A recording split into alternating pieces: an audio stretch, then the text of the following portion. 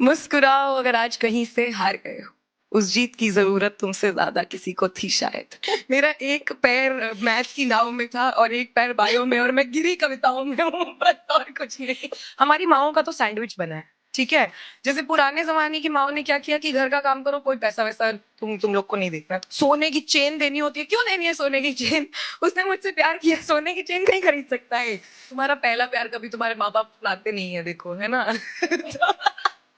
देखिए, मामला तो सारा नजरिए का ही है। तो अगर आप जिंदगी को यहाँ खड़े होकर देख रहे हैं और अच्छी नहीं दिख रही है, तो जिंदगी को कोसने का कोई मतलब नहीं है। जगह बदल के देखो, क्या पता बढ़िया दिख जाए। चलो दोस्तों, मुस्कुराओ ना, आज नायाब आई है। Good evening everyone. मैं हूँ नीति शुक्ला, आरजे, और आज इस सभागार में आप सबको देखकर बहुत अच्छा लग रहा है। Bharat literature festival dare to dream a young women's guide to success के इस सेगमेंट में मैं स्वागत करती हूँ एक बहुत ही यंग, बहुत ही टैलेंटेड, बहुत ही खूबसूरत पोएट नायाब मिढ़ा का। Thank you. Please give her a huge round of applause. Thank you everybody. One thing that I absolutely love about this room is that all I see is girls and women. Can you give a huge cheer for yourself? Woo! I just told my, Mayank is accompanying me. मैंने कहा, you're one of the, rare men to enter this campus.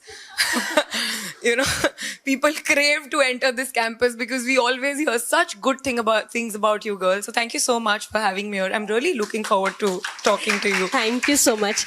नायाब, जैसे कि हम सबसे शुरुआत यही करेंगे कि आपका नाम बड़ा यूनिक है। जैसे कि हम नायाब शब्द इस्तेमाल करते हैं, नायाब हीरा, नायाब तोहफा, तो ये नाम कहाँ से आया? मुझे ये पता चला कि आपके फादर ने बहुत चुन के ये नाम रखा है, तो इसके पीछे की कहानी क्या है? मेरे पापा ना थोड़े खुराफाती इंसान हैं।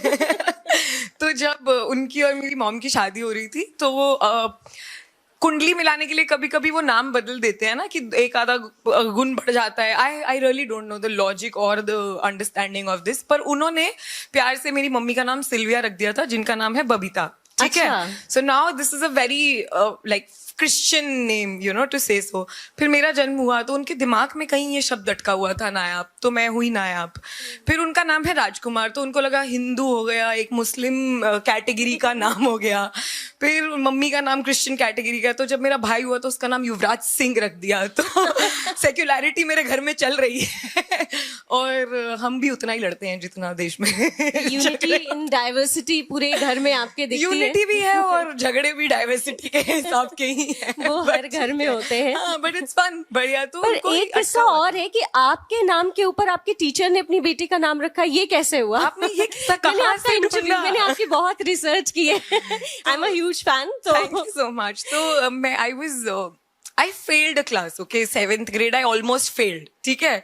So one thing that happened was that मेरी जो सिस्टर प्रिंसिपल थी, उन्होंने कहा कि नहीं भेजूंगी अगली क्लास में। सो इट वाज लाइक 33% तो आ गए जो पासिंग मार्क्स होते हैं, but I was somewhere around 40-45 and she said कि अगली क्लास में जाके तो पूरी ही फेल हो जाएगी ये, तो इसको आप रिपीट कराएंगे क्लास। तो my mother said that we come from a very strict background, तो अगर आपने इसको रिपीट करा दिया तो ये स्कूल बंद है, कल से, परसों शादी है, आ जाना आप भी। तो she agreed to sort of sent me and I had to study like really really hard. तो जब आप ऐसे कोशिश करते हैं ना to fall in love with education, that was my attempt and I fell in love with mathematics. मुझे तो प्यार ही हो गया मैथ से। तो जो मेरे मैथ टीचर थे ना, he could always see that how passionate, जैसे अगर वो लड़कियां नहीं होती जिनके 20 में से 19 आ जाए तो रोने लग जाती हैं, and rest of the class hates them. मैं मैथ की कैटेगरी की वो वही लड़की थी। And then every time I would score full marks, I would ask him to give me like a new shape, जैसे सॉफ्टी स्टार बहुत हो गया, 5 पेंटागन बनाओ, ऑक्टागन। तो ऐसी नर्डी हरकतें करती थी। तो he just really, I think he really liked how much I was love with in a subject that he is also in love with, and I think of course he liked my name. थोड़ा unique है, थोड़ा हटके कानों में सुनाई देता है, लोगों को 2 बार पूछना पड़ता है, हाँ हाँ हाँ। तो I think it gives you some power, so when you have difficult. हमें ये भी पता है कि सिर्फ मैथ से नहीं, आपने बायो भी पढ़ा है और उसके बाद पोएट्री में भी आ गई। तो लाइक 3-4 सेगमेंट, हम सबका एक ही ब्रेन होता है, आपका लग रहा है 3-4 ब्रेन है। तो बायोलॉजी क्या है, मुझे मैथ से प्यार हो गया। और तुम्हारा पहला प्यार कभी तुम्हारे माँ बाप अपनाते नहीं है, देखो, है ना। तो तो मेरे पेरेंट्स ने मेरे अफेयर को फेंक के मारा, नॉट माई मदर दो बट माई डैड, एंड वो अरेंज मैरिज में बायोलॉजी ढूंढ के लाए कि नहीं डॉक्टर ही बनना पड़ेगा. तो आई जस्ट लाइक, मेरे डैड को लगा कि doesn't have future, so that's all. और फिर मुझे बहुत फोर्स किया गया, जिसकी गिल्ट मैं अपने पापा को आज तक देती हूँ, बहुत गिल्ट देती हूँ मैं उनको, बिकॉज बायोलॉजी और मेरा कोई रिश्ता नहीं है, कोई दूर दूर तक रिश्ता नहीं है. मुझे आज तक, आप में से do you have bio students in the house? इनके लिए एक्स्ट्रा तालियां बजाना प्लीज मेरी तरफ से. How do you girls do it? Like there is a bacteria, it's called Monascus purpureus, something like that. Do you girls know about this? I don't know, just go home Google. मेरी 12वीं की किताब में था, तो मेरी mummy ने मुझे पता है नाम कैसे याद कराया, मोना की सास पस पस पस पस करती है. ऐसी बायोलॉजी पढ़ने वाली लड़की को डॉक्टर तो नहीं बनना. अब मुझे थोड़ा थोड़ा आइडिया लग रहा है कि आपका ये जो पोएटिक दिमाग है ये मम्मी की तरफ से आ रहा है. मेरा एक पैर मैथ की नाव में था और एक पैर बायो में, और मैं गिरी कविताओं में हूँ, बस और कुछ नहीं. तो कविताओं से कब और कैसे रिश्ता जुड़ा? I come from a very not very but basically dysfunctional family where my parents just couldn't find love, and it is most of India. क्या है ना, कलेश बाहर करना और प्रेम घर के अंदर बंद कमरों में करना सिखाया गया हमें, which is fair enough, I agree, but कलेश बाहर मत करो, तो मुझे लगता है कि वो ज्यादा बढ़िया रहता है. Growing up, I could see a lot of chaos, and my mother has always been a social worker. तो बहुत सारी औरतें हमारे घर में आ जाया करती थी, या जैसे मेरी मम्मी का अपना स्कूल हुआ करता था, तो जो टीचर्स थी एंड जो वो ऑपरेशन और पेट्रियार्की है ना, उसकी रूट्स जब आप देखते हैं, तो आप फिल्मों में देखते हैं जमाना आगे बढ़ रहा है, और आप अपने घर में देखते हैं कि हम 10 साल पीछे चल रहे हैं या 50 साल पीछे चल रहे हैं, तो वो खा जाता है कहीं ना कहीं आपको. तो जो चीजें शायद अनइक्वल नहीं भी थी, वो भी मुझे अनइक्वल लगती थी. जैसे अगर कभी मुझे ट्रिप पे जाने से मना कर दिया, या मुझे जल्दी घर आने को बोल दिया गया, तो मैं बहुत रिबेलियस होती गई over years, and all of that pain mummy से बातें शेयर करना छोड़ दिया, बिकॉज मम्मी अपना स्ट्रगल करी थी as a working woman who is also taking care of the house. कैसे हमारी माओं का तो सैंडविच बना है, ठीक है. जैसे पुराने जमाने की माओं ने क्या किया कि घर का काम करो, कोई पैसा वैसा तुम लोग को नहीं देखना है. तो एक कैटेगरी हम लोगों को कहे कि चलो कमा लो, you can hire help and figure out your life, right? We have that kind of privilege, still we just have to supervise, maybe in privilege. उतना भी प्रिविलेज नहीं है कि देखना ही नहीं है, पीछे से हो जाएगा, सुपरवाइज करके हो जाएगा. माओ ने नौकरी इस शर्त पे की है कि नौकरी तभी करने को मिलेगी जब घर भी देखोगी. तो वो जो सैंडविच बनता था, तो मैं अपनी बातें शेयर नहीं कर पाती थी, तो लिखना शुरू हुआ. तो पहले गुस्सा निकलता था, वो कविताएं बिल्कुल इतनी गुस्से से भरपूर हैं. फिर वो एक चैनल बन गया, उस जो इतनी रिबेलियस एनर्जी थी डायरेक्ट करने का. फिर गुस्से की कविताएं बनी, कभी चिढ़ से कविताएं बनी, कभी प्रेम से कविताएं बनी, फिर हर चीज से कविताएं तो आप बनी. एक सेंसिटिव चाइल्ड रही होंगी, क्योंकि घर का भी जो माहौल था उसने शायद आपको समय से पहले एक मैच्योरिटी दे दी, क्योंकि आपकी कविताओं में मासूमियत के साथ मैच्योरिटी भी दिखती है. हाँ. तो वो चीज सबसे पहले तो हम चाहेंगे कि अब आप अपनी वो कविता सुनाएं जिससे आप रातों रात हम सबके दिलों पे छा गई. मुस्कुराओ. तुम लोगों को मुस्कुराओ की कहानी सुनाती हूँ, ठीक है. तो as I have always been a very responsible child, क्योंकि आप सब लड़कियां समझेंगी कि हमारी जो आज़ादी है वो रिस्पॉन्सिबिलिटी की कॉस्ट पे आती है, वो हमें मुफ्त में नहीं मिली है. It is directly proportional to as responsible we have been. एक गलती ताला बंद, है ना, हमारे पास एक गलती का भी स्कोप नहीं है. तो हमेशा से इंसान ना इतनी रिस्पॉन्सिबल रह रहा कि थक जाता है. क्या responsibility is directly proportional to what your मासूमियत डाइंग, कि आप बिल्कुल चौकन्नी हैं, चालाक हैं, और आपको पता है जमाना कैसे चलता है, तभी आप बचेंगी उन गलतियों से. सही बात है. तो एक बार मुझे लगा कि आप लोग क्या Gen Z, you girls are Gen Z, I agree. हाँ, you agree, right? Can I call you Gen Z? Gen Z एकदम फियरलेस जनरेशन है ना, right. मतलब बढ़िया, बहुत बढ़िया. मैं बहुत खुश हूँ तुम सबसे, जो भी तुम कर रहे हो ना, मजा आ रहा है मुझे देख करके. तो मैंने नौकरी छोड़ दी कि अब मैं कविताएं ही करूंगी, क्योंकि मरने बराबर हो गई थी नौकरी की. सांस आना बंद हो गया तब. तो मुझे लगा यहाँ मरना है तो भूखे पेट ही मर जाऊं, ज्यादा से ज्यादा क्या होगा. कम पैसे कमाएंगे, वो वाला होता है कि कम पैसे कमाऊंगा, दोस्तों के पास बड़ी गाड़ी होगी, मैं खुश रहूंगा पापा, है ना. So that moment came, but I didn't choose that moment. I already had a job which was somewhat related to poetry. It was artist management. I took that job and COVID हो गया, तो नौकरी भी गई, stable नौकरी भी गई, और वो जो नाव गिरी थी वो गरीबी में भी गिरी कविताओं के साथ साथ. तो फिर ये सब करते करते एक ऐसा टाइम आ गया कि फुल एंड फाइनल आता है. नौकरी जब आप छोड़ते हैं ना, तो 2 महीने बाद बचे कुछ पैसे आते हैं. तो वो आने थे, और मुझे लगा कि ये इतने ही पैसे थे कि 1 महीना निकाला जा सकता है. तो मुझे लगा कि 1 महीने बाद भी तो गरीबी है. मैंने वो सारे पैसे उठाए, मैं वियतनाम चली गई. क्योंकि क्योंकि मुझे लगा कि जिंदगी में एक ब्रेक तो डिजर्व करती हूँ मैं, ठीक है। जिंदगी ना मिलेगी दोबारा। हाँ, मुझे लगा कि अगले महीने तो ये भी पैसे नहीं होंगे, तो गरीब मैं 1 महीना पहले हो जाती हूँ। Let's just do one irresponsible thing, full घर पे झगड़े वगड़े मार के, और घर पे मैंने बोल दिया कि है मेरे पास पैसे। फिर मुझे लगा कि जो बच्चे बच्चे होंगे ना, माँ बाप देश में ही मना कर सकते हैं और पैसा ना देने से, विदेश में नहीं कर सकते। तो मैं अपने बच्चे को जो पैसे उठा के निकल गई। मैं फुल मिडिल क्लास हरकत, नए जूते चाहिए थे तो 40,000 रुपए थे मेरे पास। मैंने अपनी नेटवर्थ के 1/10 के जूते खरीद लिए, ठीक है, 4,000 के। और नए जूते नई ट्रिप पे निकाले। शू बाइट हो रहा था, ठीक है, टिपिकली मिडिल क्लास, ठीक है। शू बाइट होते होते इतना वो छिल गया कि मैंने जूते उतार के एक थैली में डाल लिए और वहां से 200 रुपए की चप्पल खरीद ली, ठीक है। फिर उसके बाद थोड़ा और 200 सामान खरीद लिया, हाथ में कुछ नेटवर्थ का, फिर बची हुई नेटवर्थ का 1/10 का सामान है 3-4 हजार का, ठीक है। सारे थैले ले आई, जूतों वाला कहीं छोड़ आई, जो इकलौता महंगा थैला था, ठीक है, बिल्कुल वही तो कीमती चीज थी मेरे पास।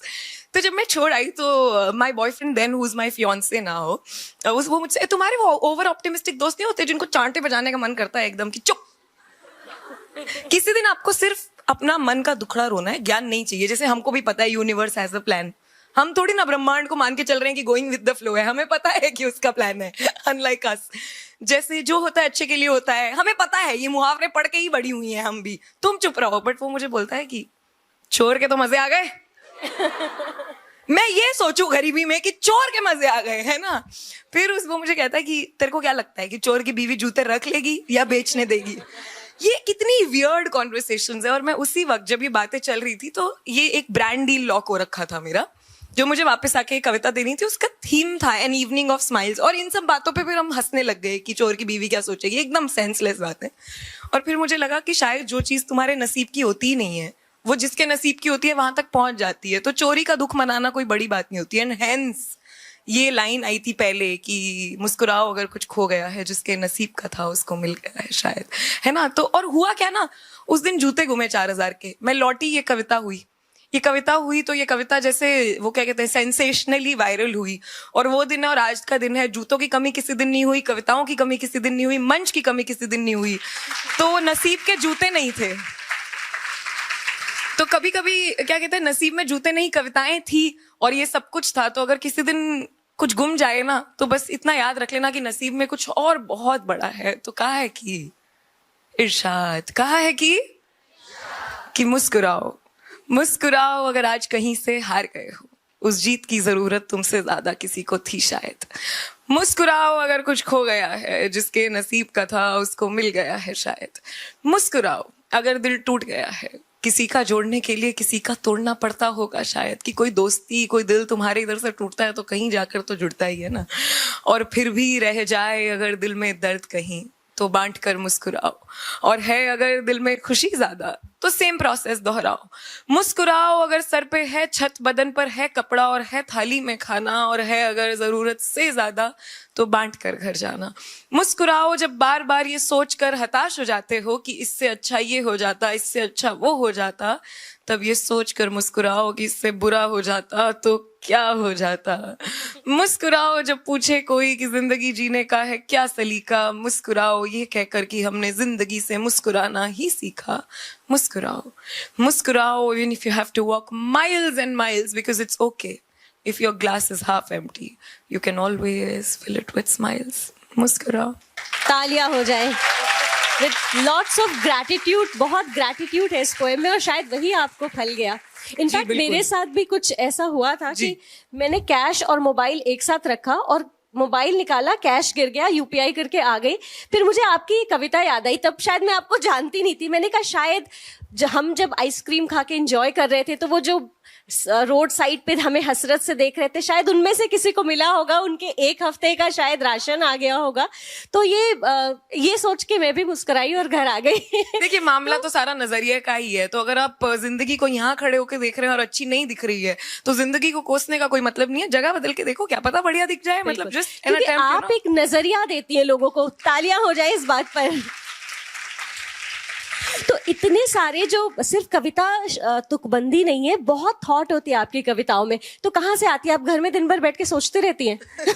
ओवर थिंकिंग मेरे खून में है। तो मेरे को तो लगता है कि देखिए, सोचना तो कभी दिमाग किसी दिन बंद ही नहीं होता है, वो तो एक कांस्टेंट मेरा बैटल रहता है कि चलता जा रहा है।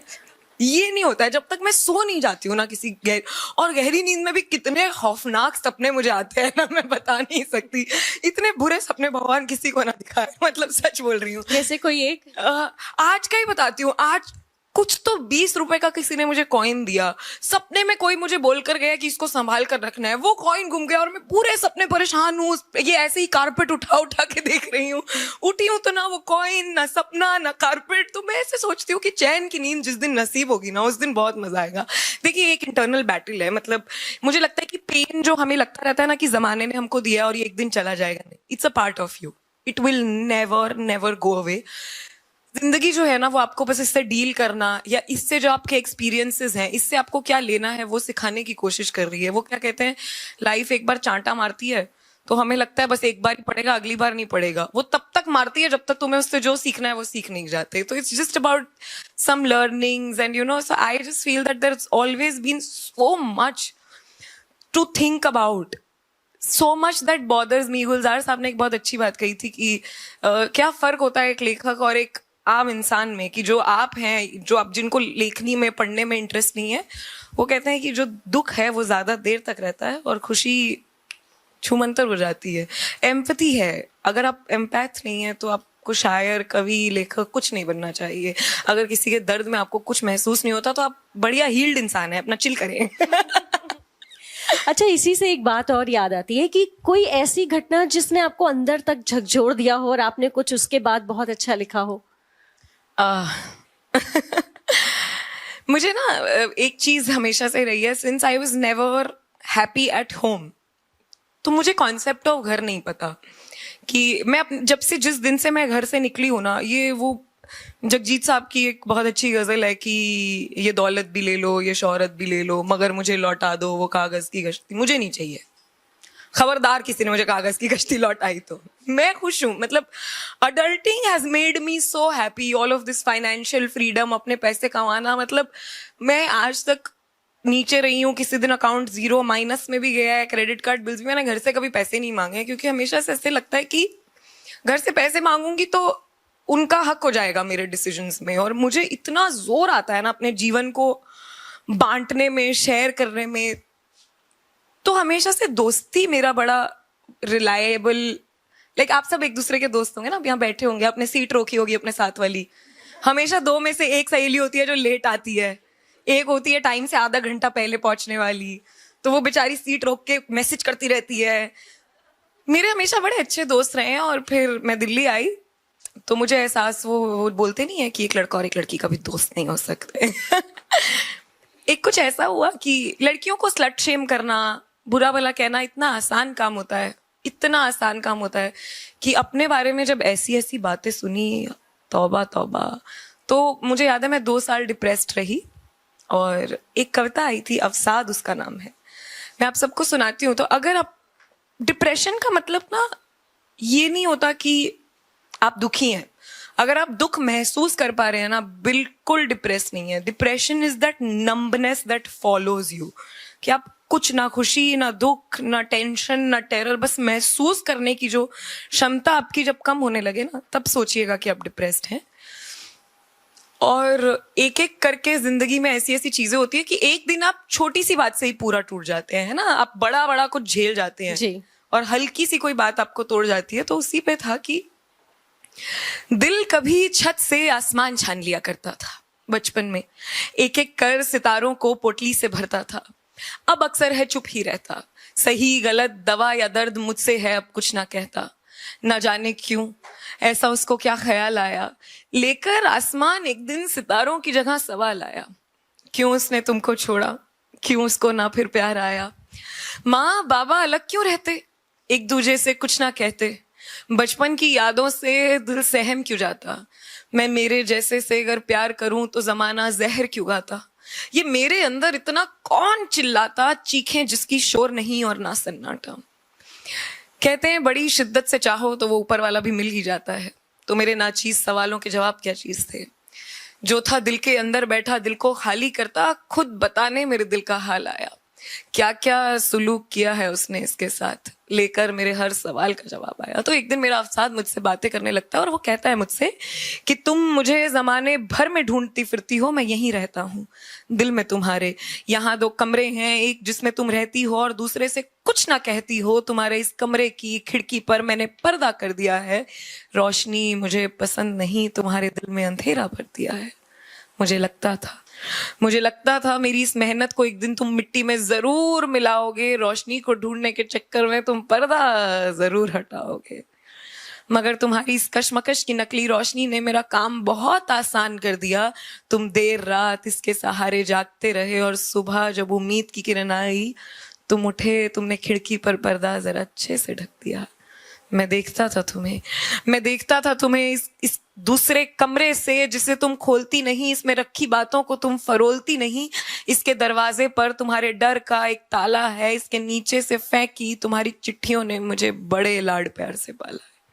मैं बना हूं उन बातों का जो तुम्हारी अंदर से जा ना सके और तुम्हारी जुबान तक आ ना सके, उन लफ्जों का जो तुम कह भी ना पाए और सह भी ना पाए।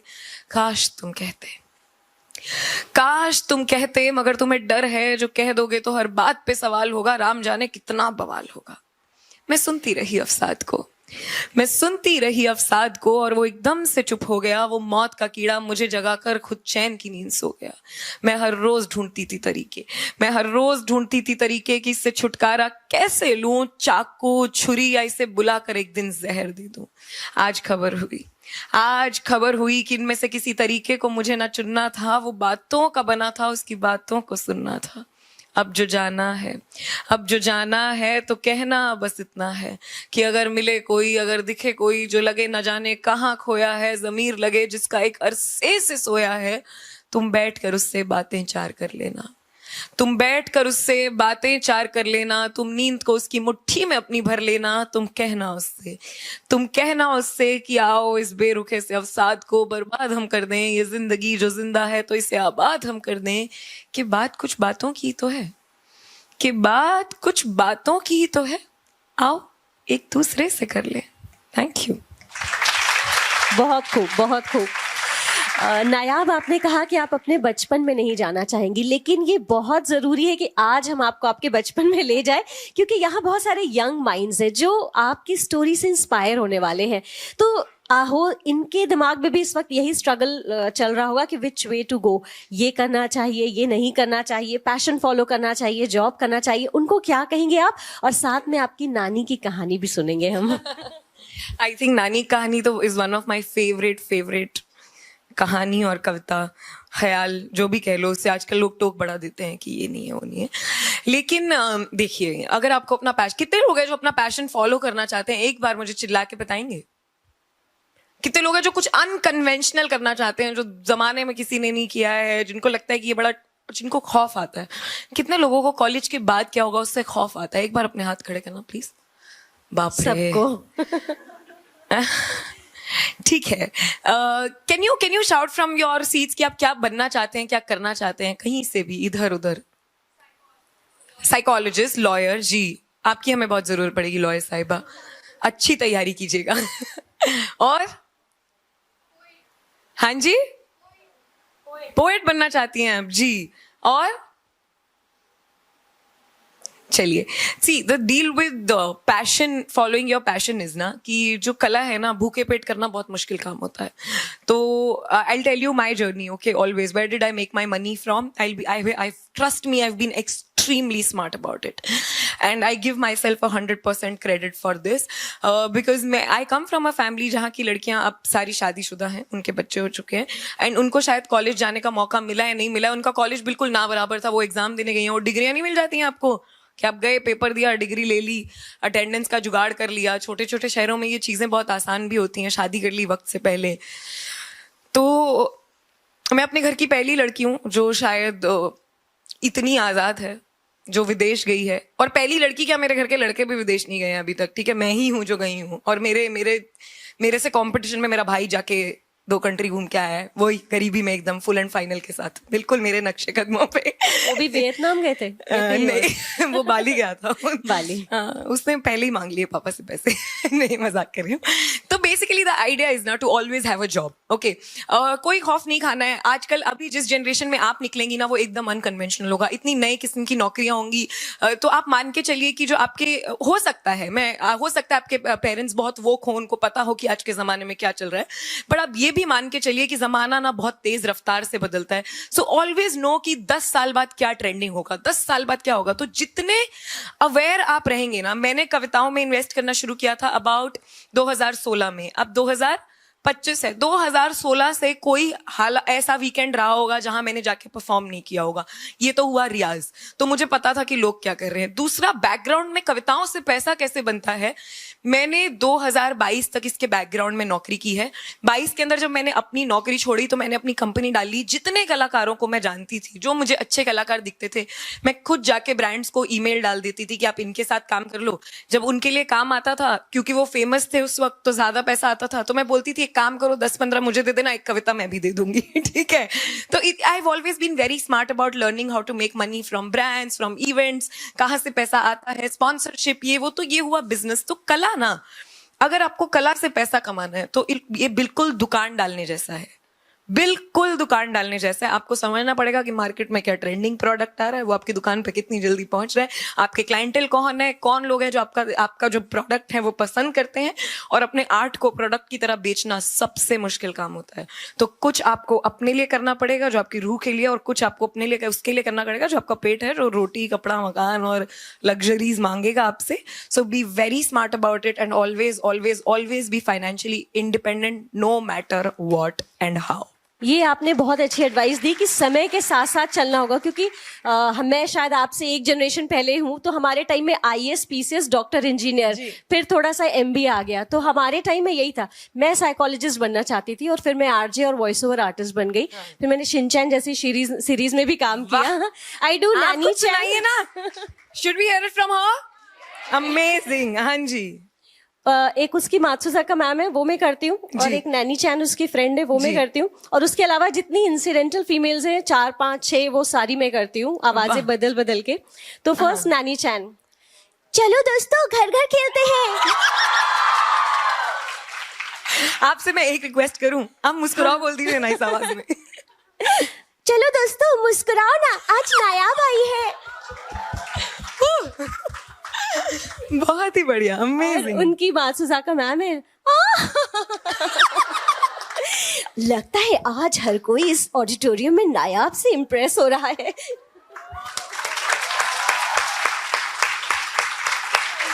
अमेजिंग, बहुत ही बढ़िया। बचपन में हमें पता भी नहीं था कि ये भी कोई फील्ड है, तो हम लोग मोगली वाला वो जंगल बुक देखते थे। मुझे लगता था ये काम कहाँ होता है। तो आई एम फ्रॉम इलाहाबाद, और मैं ढूंढते हुए दिल्ली आई कि ये काम कहाँ आता है। मैं स्टूडियो टू स्टूडियो जाती थी, फिर मुझे पता चला कि यूटीवी है। हाँ। तो वहां से मैंने शुरू किया, और बहुत सारी एनजीसी और ये सब बहुत सारी सीरीज की।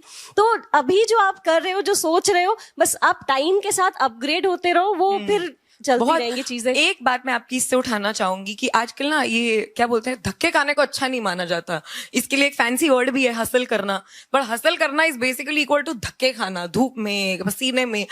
तुम सबके सब, पता है, एक ही उम्र होती है जब तक आप धक्के खा सकते हैं। सो आराम के पीछे मत भागना कॉलेज से निकलते ही, बिल्कुल भी। जब तक ये जान है ना, जब तक लगता है कि हम दिन के 100 इवेंट्स कर सकते हैं, 100 चीजें दिन की कर सकते हैं, हम ओवर एम्बिशियस हो सकते हैं, हो जाना। बिल्कुल, ये जो कह रहे हैं ना, स्टूडियो से स्टूडियो जाना, एक बायोडेटा और एक फोटो लेके, अच्छा ये स्टूडियो है, मैं पहुंच जाती थी, मुझे ऑडिशन देना है। काम सिर्फ उन लोगों का नहीं बनता है जो पहले स्टूडियो से हार मान के घर चले जाते हैं। जो 100वें, 10वें, 50वें तक पहुंच जाते हैं ना, उनका बन जाता है। भारत ऐसा देश है ना कि जिनको काम करने की चाहत है ना, उनके पास काम की कभी कमी नहीं होगी, मान के चलिए। आज आप ये सोच लो कि जहां नायाब है, अगले 10 साल बाद आपको यहाँ बैठकर बताना 2 साल में अपनी जर्नी के बारे में। आजकल एकदम फास्ट ट्रैक है दुनिया, 10 वर्ष वेट नहीं करना पड़ेगा। जेनजी। हाँ। अच्छा, इसके साथ ही में आपने अपने फादर के ऊपर भी बड़ी अच्छी कविता लिखी है, तो हम चाहेंगे कि अपने पापा के बारे में कुछ बताइए। शायद वो बहुत स्ट्रिक्ट थे, और वो जो है कि पापा परफेक्शनिस्ट है, वो भी सुनाइए। मुझे बिल्कुल सच में पापा परफेक्शनिस्ट याद नहीं है, बट मैं एक बिट पापा के ऊपर आपको जरूर सुना दूंगी। So dad has always been like strict, मतलब उनको मेरे पापा ना इज एन अडॉप्टेड चाइल्ड, तो मेरी दादी वॉज अ रिफ्यूजी, वो पाकिस्तान से आई थी। उनकी जिंदगी बहुत हार्श थी, बहुत मुश्किल थी। मतलब वो खेती बाड़ी करना, 10 साल लग गए 600 रुपए इकट्ठे करने में, और वो 600 रुपए सरकार को देके एक जमीन मिली। फिर अगले कई साल लग गए उस जमीन पे घर खड़ा करने को। तो वो क्या होता है जब आपको बहुत चीजें मुश्किल से मिलती हैं तो रिस्क लेना, वो क्या कहते हैं माइजर बिहेवियर की, सोच सोच के एक एक रुपया खर्च करना, अपनी ख्वाहिशें पूरी ना करना। जैसे मुझे याद है कि पापा बताते हैं कि उनके घर में 4 जो एक वो कुर्सी का सेट होता था ना, सुंदर वाला, जिसपे 4 लोग बैठ सकें, वो शायद कॉलेज टॉप करने पर उनको दादी दादा ने लेकर दी थी। तो वो ऐसी हार्डशिप थी। तो पापा को लगता था कि ये हार्डशिप शायद अच्छी है बिकॉज मैं बड़ा डिसिप्लिन हूँ, and which he is, truly is, no, and he is very intelligent and he knows it. तो उनको लगता था कि ये हार्डशिप्स में इनका जिंदगी तो बहुत आसान हो गया है, दोनों माँ बाप कमाते हैं, जो मुंह से निकालते हैं मम्मी, मेरी मम्मी ऐसी है कि मेरा बच्चा बोले और मैं पटक के मारूं इसके। मतलब मम्मी का दिल तो माँ का दिल है, और वो भी पंजाबी माँ का दिल है, घी में घुला के, कहते घी मक्खन शक्कर सब हमारे ऊपर है। मेरी मम्मी ने आज तक हमको खासा डांटा भी नहीं होगा। तो बेटी जब स्ट्रांग होती है तो बहुत ज्यादा उसकी माँ का हाथ होता है, ये मैंने हर जगह देखा है। 100% मेरे आगे पूरी शील्ड मेरी माँ है। तो पापा हमको ऐसा डांट फटकार पिटाई, मतलब हर ट्रीटमेंट हुआ है हमारा ना घर पे। जैसे मुझे एक बात से बहुत चिढ़ भी मचती है, तो जैसे मान लीजिए कि अगर कुछ खो दिया है ना, पेन ड्राइव थी एक बार पापा की मुझसे खो गई, स्कूल ले गई थी कुछ डांस परफॉर्मेंस के लिए, तो 250 उठक बैठक निकालेंगी, और अगर आप रुक गई बीच में तो 1 से फिर शुरू हो जाइएगा। अगर मम्मी को डराना है कि बॉयफ्रेंड नहीं बनाना या लड़कों के चक्कर में नहीं पड़ना, तो मेरी मम्मी को सिर्फ इतना कहना है कि पापा टुकड़े करके कुत्तों को खिला देंगे। और हम इसको गलत नहीं मान रहे हैं, हम मान के चल रहे हैं कि हमारे पापा ऐसा कर सकते हैं। मतलब हमने अपने पापा की लविंग साइड बहुत ऑफ लेट देखी है, बहुत। तो वो ना खौफ में ही थे कि ये तो इनको सब मिल गए बिगड़ेंगे। जैसे वो बिलीव है कि पढ़ने वाला बच्चा सरकारी स्कूल से भी पढ़ जाता है, मेरी मम्मी मेरे बच्चे कॉन्वेंट में जाएंगे। तो वो कॉन्स्टेंट जगल के बीच में वो हमने ना पापा को हमेशा एक खौफनाक रूप में ही देखा है कि सड़क के दूर से बाइक की आवाज आ गई, टीवी बंद, किताबें खोल के पढ़ने बैठ गए। So my dad was also trying to teach us about discipline, कि अगर सूरज ढल जाता है तो किताबें बंद हो जानी चाहिए, आप चिल करें, खाना खाएं, 1-2 घंटे में सो जाएं। पढ़ते हुए बच्चे को कभी किसी बाप ने डांटा है? आपके पापा ने कभी आपको पढ़ने के लिए डांटा है देर रात? एक बार हिंदी का एग्जाम था, मैं देर रात तक पढ़ रही थी, क्योंकि बहुत कुछ होता है ना, रीड बहुत करना पड़ता है, याद फिर भी जल्दी रह जाता है। 9 बज गए, मेरे पापा आते हैं कि सोने का टाइम हो गया, कल एग्जाम है, सो जाओ। मैंने कहा बस थोड़ा सा पढ़ा, और मैंने बड़े आराम से कहा कि मैं पूरा करके सो रही हूँ, कोई झगड़ा नहीं, कोई बात नहीं हुई। मेरे पापा कहते हैं लाओ दिखाओ क्या पढ़ रही हो। लेते हैं, मेरी किताब फाड़ देते हैं, किताब बाहर फेंक देते हैं, और कहते हैं कि, और वो मेरी मम्मी कहते हैं अगली बार टाइम पे पूरा हो जाएगा इसका एक एग्जाम में। So he was never afraid of, जैसे आप खाना भूल गए टिफिन, तो वो मेरी मम्मी को होता है कि पीछे से जाके पकड़ाओ यार, बच्चे का टिफिन रह गया, एक दिन भूखे रहेंगे, कल अपने आप लेकर जाएंगे। So he's always been that. Actually, he was right. I am not denying that, but to not feel a fatherly love growing up is very hard. मतलब आप बैलेंस कैसे करेंगे इसको? तो वो मम्मी बैलेंस करती रही, पापा गुस्सा करते रहे, तो पापा ऐसे लगते थे कि अच्छे नहीं है या ये इंसान। मुझे लगता है आपके मम्मी पापा ना गुड कॉप बैड कॉप खेल रहे थे। वो खेल नहीं रहे थे, वो हैं, वो बिल्कुल कुछ एक्टिंग नहीं कर रहे थे। मुझे ऐसे बचपन में लगता था कि एक दिन ही हमको बोलेंगे कि ये सब हम नाटक कर रहे थे, तुम्हें अच्छा बनाने के लिए हमारे पास बहुत पैसा है, आओ लेट्स गो, BMW बार खड़ी। आप ऐसे ख्वाब नहीं देखते हैं बचपन में? तो मैं तो वेट कर रही थी कि किस दिन ये अपना परत उतारेंगे। तो फिर मुझे समझ आता है, जितना मैं अपने पापा को देखी समझी हूँ, कि पापा लोग ना, उनको बर्दाश्त नहीं होता कि उनके बच्चे वो गलतियां दोहरा दें जो उन्होंने की हुई है। तो उन्होंने जो भी सीखा है 30, 40, 50 या 60 में, वो चाहते हैं कि आप सीख जाएं 3, 4, 5, 6 मैक्सिमम 7 में। ठीक है, उसी पे आप मेरे साथ 2 लफ्ज कहेंगे बातें सारी कहेंगे? बिल्कुल रेडी। तो पापा चाहते हैं कि, या कहते हैं कि, जोड़ घटाओ हार जीत लेन देन ये दुनियादारी, जोड़ घटाओ हार जीत लेन देन ये दुनियादारी, जो जो सीखा है मैंने सिखा दूंगा बातें सारी, मन दृढ़ करके डांटूंगा, डांट के मन में ही रो भी लूंगा, जानता हूं अच्छी नहीं लगती मेरी बातें सारी, माँ से भिजवाते हो मुझ तक अपनी मर्जी की अर्जी, माँ से भिजवाते हो मुझ तक अपनी मर्जी की अर्जी, इच्छाओं से ऊपर हो कैसे समझाऊं मन की बातें सारी, रहूं या ना रहूं रहूं या ना रहूं दिलों दिमाग में रहेंगी मेरी हिदायतें, जब जब जरूरत होगी याद होंगी जरूरी बातें सारी, उम्र के साथ कंधों पर बढ़ेगी जिम्मेदारी, कि उम्र के साथ कंधों पर बढ़ेगी जिम्मेदारी, खुद ब खुद अच्छी लगने लगेंगी मेरी कड़वी बातें सारी, जोड़ घटाओ हार जीत लेन देन ये दुनियादारी, जो जो सीखा है मैंने सिखा दूंगा बातें सारी। वेरी वेल डन, बहुत ही खूबसूरत। अच्छा, आज जैसे बहुत सारी अभी यहाँ पर ऑडिटोरियम में यंग माइंड्स हैं, इनको आप क्या कहना चाहेंगे कि अगर कुछ करना है तो इन्हें क्या करना चाहिए? लाइक कोई स्किल्स होनी चाहिए, या क्योंकि नॉर्मल ग्रेजुएशन से आजकल काम नहीं चलता है। आप में ये स्किल थी पोइट्री की, जो आपने शायद थोड़ा सा लेट एक्सप्लोर किया, तो तब आप कुछ अलग कर पाई हट कर, तो क्या कहना चाहेंगे इनको? देखिए, मुझे लगता है कि दो स्किल्स हैं जो बहुत अमेजिंगली और मैजिकली वर्क करती हैं। One, a communication skill.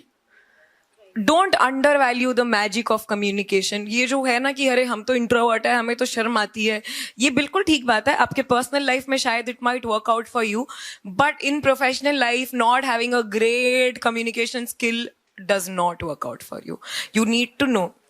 दूसरा जो एक स्किल है ना, वो है आपकी जो पर्सनैलिटी है, जो आप व्हाट इज, ये जो बड़ी अच्छी बात है कि डोंट जज a book by its cover, या आपका ये नहीं, बट साइकोलॉजिकली यहाँ पे आप लोग कोई साइकोलॉजी पढ़ भी रहा है सर, मैंने जितना समझा है और मुझे जितना समझ आता है ना, दिमाग बाद में काम करता है, आंखें पहले काम करती हैं, है ना, द फर्स्ट। और सोसाइटी से हमने इतने नॉर्म्स, और अगर सोसाइटी आपको कुछ भी ना सिखाए ना, जजमेंटल होने की बजाय, आप कोई किताबें ना पढ़ें, कुछ ना समझे कि यार इसकी ऐसी पर्सनालिटी है, कुछ नहीं, सब हटा दो। आपकी जिंदगी के जो एक्सपीरियंसेस है ना, आपका ब्रेन इमेजेस क्रिएट करता रहता है। फॉर एग्जाम्पल, आपकी कोई इंसान है जो आपको नहीं पसंद, उसके जैसा दिखने वाला इंसान ऑटोमेटिकली आपको गुड वाइब नहीं देगा पहले मोमेंट, राइट? वी अग्री, क्योंकि हमारा ब्रेन जो है ना एक एक्सटेंड तक चीजों को प्रोसेस करता है, इमेजेस बनाता है, दिमाग में फिट करता है। So how you present your self, साफ बात बोलना, भाषा। जैसे मेरी मम्मी को ना अभी आग लगी हुई है अंग्रेजी सीखने की, उनको पता नहीं क्या लगता है, she doesn't feel confident in public, जबकि मेरा तो सारा, मैंने तो I know to speak English very well, but मुझे तो बहुत पसंद है हिंदी। तो आप ये मत सोचिएगा कि आपको कोई भाषा नहीं आती है तो आपकी पर्सनालिटी में कोई कमी है, या आपके कपड़े सस्ते हैं, नहीं। You just have to learn how to, number one, wear them. जो भी भाषा आप बोल रहे हैं, साफ सुथरी, confidence should never leave you, and always always. Number three, add on point, read a lot.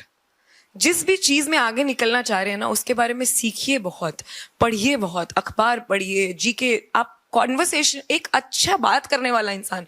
मैं यहाँ इसलिए नहीं बैठी हूँ कि मैं बहुत अच्छी कविताएं लिखती हूँ, मैं यहाँ इसलिए बैठी हूँ कि मैं अच्छी बातें करना जानती हूँ। तो अगर मैं कविताएं नहीं भी करती तो मैं यहाँ आने का जरिया ढूंढ लेती अपनी बातों से। लेकिन अगर आप अच्छी बात करते हैं, अच्छे से बात करते हैं, तो you will always always win in life, trust me on that. बिल्कुल सही कहा।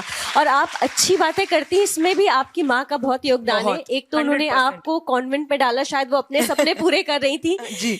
और दूसरा है कि अच्छी किताबें शायद उन्होंने ही प्रोवाइड की होंगी आपको, हर तरह की। मम्मी, मेरे घर में किताबें पढ़ने से कभी ना नहीं हुई थी। नॉवेल्स खरीदनी है, आप बोलो कि मुझे टॉप पसंद है 300 रुपए का, वो बोलेंगे कि गरीबी है।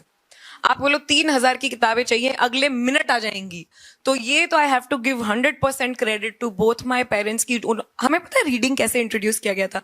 दिन के 5 रुपए मिलने होते थे, ऑल्टरनेटिव डेज, ठीक है, कि आपको फिर वो 2 दिन चलाने हैं। When we were very young, I think I was in 5th और 6th क्लास, हमें किताबें लाके दी गई थी, क्योंकि उनको था कि बच्चे इंग्लिश सीख जाएं, अंग्रेजी का जमाना है। तो जितनी बालंस वालंस हम पढ़ते थे पहले, चंपक लाके दी गई अंग्रेजी वाली, और बोला गया कि पढ़ के एक्सप्लेन करनी है हिंदी में एक कहानी हर रोज, और जैसे ही एक्सप्लेन करेंगे तो 5 रुपए मिलेंगे। ये था मेरे पापा का। मम्मी, आपको मैंने बता दिया, फुल घी शक्कर लपेट के देती है सारी चीजें। 1.5 महीने की छुट्टी में मम्मी कहती थी कि मैथ और साइंस का सिलेबस पूरा कर लो, 500 रुपए दूंगी। हम दोनों लालची बच्चे में, और हम पूरा सिलेबस चाट जाते थे। ये मेरी मम्मी ने।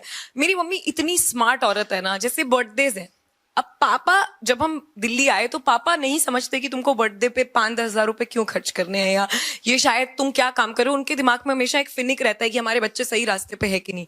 मम्मी अंधा विश्वास करती है और आके देख भी जाती है कि सही कर रहे हैं कि नहीं कर रहे हैं, दोनों चीजों का बराबर बैलेंस। बट हर बार ना बर्थडे पे पापा से पैसे मांगना बड़ा जंग होता जा रहा था।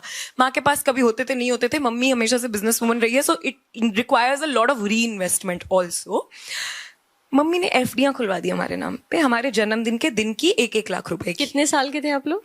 मेरे कॉलेज से है ये चीज कॉलेज शुरू, से। क्योंकि घर पे तो मम्मी पापा ही बर्थडे स्पॉन्सर करते हैं तो दैट्स ओके। अब कॉलेज में ना मम्मी ने पहले साल देखा कि ये जंग है, बच्चे पैसे मांग रहे हैं और बिना बात बर्थडे खराब हो जा रहा है, खुश नहीं हो रहे हैं। 1-1 लाख की हम दोनों के, मेरे और मेरे भाई की एफडी बनी। 1-1 लाख पे साल के बाद ना 6 से 7 हजार आपको मिलता है and it is more than enough in college. ठीक है, मतलब 2014-15 में हमको बहुत पड़ता था, तो वो जो एफडी का ऊपर वाला आता था ना, वो डायरेक्ट हमारे अकाउंट्स में आ जाता था। कोई जद्दोजहद नहीं, कोई जंग नहीं। तो मेरी मम्मी ना प्रॉब्लम को बड़े स्मूथली सॉल्व करना जानती है। She is very smart and I will always admire her for the way she has raised us. और उनके लिए भी आपने एक बड़ी प्यारी सी कविता लिखी है, मैं उसी पर आ रही हूँ। हाँ। तू है तो पंख है, तू है तो उड़ान है। तो अब वो भी सुन लिया जाए। मुझे आज हम आपको छोड़ेंगे नहीं, लाइव सुनने का जितनी मौका मर्जी मिला है सुनाओ। नायाब को, तो हम सारी नायाब कविताएं आपसे सुनेंगे। मुझे मैं दूसरी सुनाऊं आपको कोई? हाँ बिल्कुल। ठीक है। मैं एक बार ना मेरा दिल विल बड़ा ऐसे टूट गया। एक उम्र आती है 12th बोर्ड से पहले, फिर कॉलेज के एग्जाम से पहले आपका दिल अटक जाता है। फिर आप उसी शख्स को गालियां देते रहते हैं जिंदगी भर की, ये हमारे जीवन में नहीं आता तो हम ही टॉपर, हम ही सब कुछ थे। तो एक दिन मैं ऐसे अपना टूटा हुआ दिल लेके, मेरे दोस्त यार, मतलब उस समय वो अवसाद वाली जो मैंने बात बताई, I was going through a bad phase and I go to my mother and मैं पहला प्यार अधूरा रह गया रिफत भी फुल ऑन कुछ होता है चल रहा है मेरा। और मेरी मम्मी 2 शब्द कहती है, ठीक है, मेरी मम्मी कहती है हिज लॉस। वाओ, मुझे कोई चांटे नहीं पड़े, कुछ नहीं। मेरी मम्मी हैज ऑलवेज एक देखो 2 चीजें हैं जो हमारे घर में हमको भरपूर मिली है, आईक्यू बाप से और ईक्यू माँ से। ठीक है, कि माओ का जो इमोशनल क्वोशंट होता है ना, वो पढ़ी लिखी हो वो ना हो, उनका ईक्यू कोई मैच नहीं कर सकता। वो उनको जब आप उनके कोख में आते हैं तो उनको नेचुरली ऊपर से मिल जाता है, और ऐसा ईक्यू किसी के पास नहीं होता है। तो the capacity to give your children कैसे बोलते हैं कि वो तुम गलतियां भी कर लो तो हम तुम्हें अपना लूंगी, हम तुम्हें सिखाएंगे कि सही रास्ते पर मैं हाथ पकड़ के चलूंगी। तो मैं अपनी मम्मी को कहती हूँ कि बड़ी 2 गली औरत है क्यों? जो काम मेरे लिए कर देती है, जो पहाड़ मेरे लिए चढ़ जाती है, अपने लिए क्यों नहीं चढ़ती है? क्यों नहीं करती है? जिम नहीं जाना है, हेल्थ वर्कआउट नहीं करना है, मुझे सूट नहीं करता, जिम विम औरतों के लिए नहीं बना है। प्रोटीन पीना गंदी बात है, हमारे शरीर को पचता नहीं है, हम क्यों प्रोटीन खाएं? राजमा, ये मैं जिम जा रही हूँ तो मेरा प्रोटीन शेक क्यों बना के खड़ी रहेगी? तो जानती तो है सही है, मेरे लिए पता है कि मैं कुछ ठीक कर रही हूँ, अपने लिए नहीं करेगी वो। अगर अभी मैं बोलूँ ना कि मैं इस ट्रैक के ऊपर फंस गई हूँ, 5 मिनट में भागती हुई पहुंच जाएगी, खुद से नहीं चढ़ेगी 4 सीढ़ियां। लिफ्ट बुलाना प्लीज। अपना ध्यान रखना भूल जाती हैं एक समय के बाद माएं, क्योंकि मुझे लगता है कि ये जब मैं से माँ बनती है ना, तो मात्रा तो ऐसे आके एक ही बदलती है, एवं से अस्तित्व पूरा बदल जाता है ना। कुछ क्या बचता है? क्या बात है, क्या बहुत बचता है? खूबसूरत एहसास है। तो उसी पे कहा था कि माँ बीमार हो तो दवा बन जाती है, मेरे टूटे दिल की दुआ बन जाती है, धूप सिकाने मुझे छत पर लेकर जाती है, फिर अपनी ही छाया में बिठाती है। माँ तू कैसे पढ़ लेती है मीलों दूर से मेरे अंतर मन की बात, कैसे हर वक्त कहती है ऐश कर अच्छे हैं हालात, कैसे जब भी तुझे फोन मिलाने का ख्याल आता है उसी वक्त तेरा कॉल आ जाता है, क्यों मेरा बनाया खाना तुझे सबसे ज्यादा भाता है, क्यों मेरा दर्द तुझे मुझसे ज्यादा सताता है, तू भरते भरते मुझको खुद को खाली कर लेती है क्या, तू लिखते लिखते मेरी किस्मत अपने कागजात जाली कर लेती है क्या, क्यों तुझे मेरा हर फटा ख्वाब सीना है, क्यों तुझे अपना हर सपना मेरे अक्स से जीना है। तालियां हो जाएं, कहने की जरूरत नहीं पड़ रही, बात बात पे तालियां। नायाब, एक चीज मैं कहूंगी कि एक तो आप बहुत खूबसूरत हैं, आपका नाम बहुत खूबसूरत है, लेकिन हमें ये भी पता है कि ये आपको ये एहसास जरा देर से हुआ, बचपन से नहीं था। उसकी कहानी भी बताइए, क्योंकि बहुत सारे यहाँ पर बहुत खूबसूरत बच्चियां होंगी जो कि अपने आप को नहीं समझती खूबसूरत, तो उन्हें क्या कहेंगी आप? ऐसा होता है आप लोगों के साथ कि आप उठ के आईना देखते हो तो आपको फ्लॉज पहले दिखते हैं। आज पिंपल आ गया, फिर से दाना निकल आया, ये क्या बोलते हैं इसको, अनइवन स्किन टोन। और ये आजकल तो स्किन केयर अवेयरनेस के चक्कर में जो हमारी वाट लगी है पॉकेट मनीज की और सैलरीज स्किन की, कर लो अभी ऐसे। मैं आपको बता देती हूँ, मैंने पिछले महीने सब छोड़ दिया है। Like you know I only sort of I've come to very basic things, क्योंकि मुझे समझ आ गया कि ये पैसा उड़ाने का विशेष सर्कल है, इस पे लाखों भी खर्च कर दूंगी तो मेरे चेहरे का कुछ नहीं होने वाला। ठीक है, कैमरा को जितना लगता है 4, एक दिन मैं चाहती हूँ कि मुझ में इतनी हिम्मत भी आ जाए कि मैं मुंह धो के बस चल दूं, वो भी आ जाएगी। I am walking towards it, I know that I will figure out that I will. है ना, लेकिन to let your beauty define you is the worst thing women can do to themselves. पता है ये सारा स्कैम है और कुछ नहीं है. आदमी के चेहरे के गड्ढे कैरेक्टर डिफाइन करते हैं, है ना, उसके टैटूज कैरेक्टर्स डिफाइन करते हैं उसका. और आदमियों को भी वैसे ये दुनिया छोड़ती नहीं है, सच कहूँ तो. आजकल तो मेन स्किन केयर और मेन ये सब भी आ गया है. तो अब तो हम इस बात में पूरी इक्वालिटी है कि हम कितना डूब रहे हैं इसमें. ठीक है. आपको पता है हैंड बैग्स क्यों बनाए गए थे? ताकि एक जरिया बन सके पैसे कमाने का. आपको पता है औरतों के साथ कितना, back in the western US एक किताब पढ़ रही थी मैं, तो ये जो लाइजोल है ना जिससे अपन जमीन फर्श धोते हैं, आपको पता है ये क्यों बनाया गया था? So your private parts generally have a smell, right? It was made so that when men come home, women should smell better everywhere. Imagine something like Lysol in your body to clean it.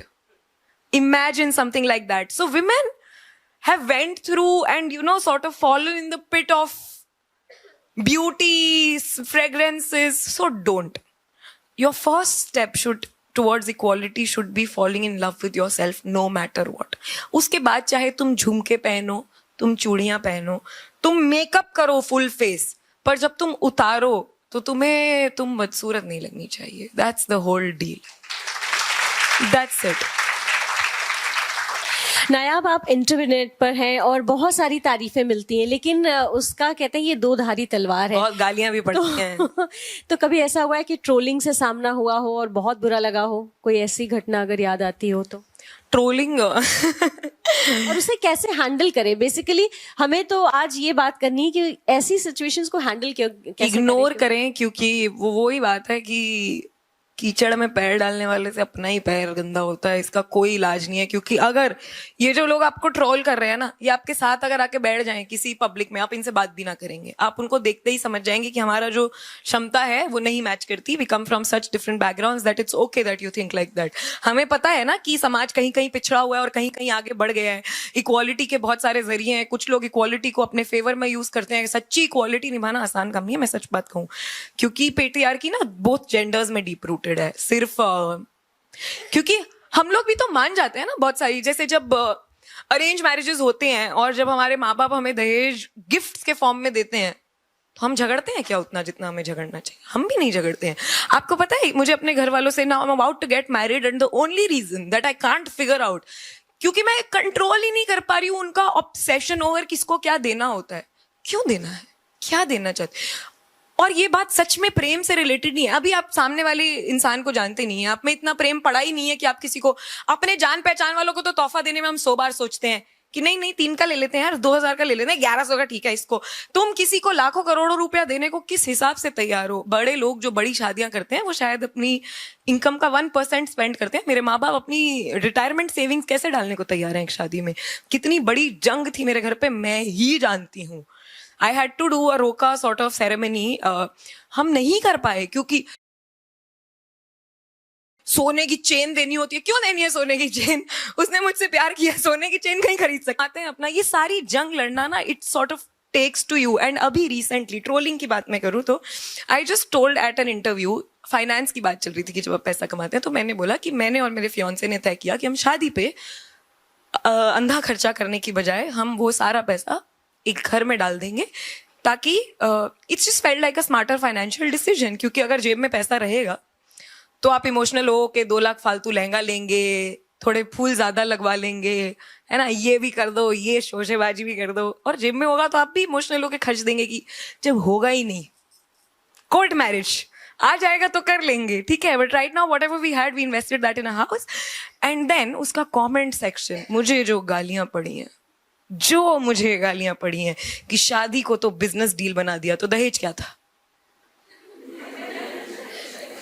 अच्छा, लड़कियां मैंने देख लिया है, करें तो गाली खाएंगी, ना करें तो खाली खाएंगी. अगर मैं ये बोलती कि wow my fiance has just bought me house, women,